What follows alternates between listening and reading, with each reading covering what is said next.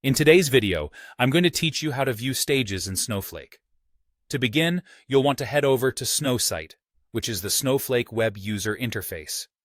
Snowsite provides a user-friendly graphical interface that makes navigating Snowflake's features much more intuitive and accessible compared to traditional command lines. Once you're on the Snowsite interface, take a look at the left sidebar where you'll see several options. What you're going to do next is click on Data. This section is where you can manage all your data-related tasks. It acts as your central hub for examining your databases, schemas, and how they relate to one another. Next, you'll need to select your database and schema. This is a crucial part of the process, as Snowflake requires you to be in the right contextual environment to access specific objects like stages. Take your time here, ensuring you're in the correct database, and have selected the proper schema. Remember that jumping between databases or choosing the wrong schema can lead to confusion down the road, so it's always a good idea to double-check these selections.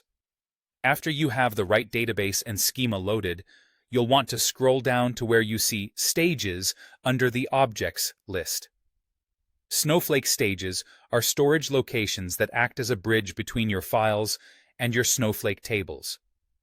They are essentially repositories located within the Snowflake environment or external locations like Amazon S3 or Microsoft Azure, allowing you to load data into tables or unload data into files. So under the Objects list, you'll find various items related to your schema, but you want to specifically look for Stages to view the information relevant to you. Once you've found the Stages section, simply click on a stage that you're interested in exploring further. Here, you'll be presented with the stage's details, including type, URL, files, and more. This area provides you with everything you need to know about the stage itself, which can be quite helpful when you're managing or moving data. It's important to familiarize yourself with these details because understanding them can facilitate smoother operations and troubleshooting. Viewing these details not only helps you maintain control over your data storage, but also ensures that you have quick and easy access to the data needed for your specific operations.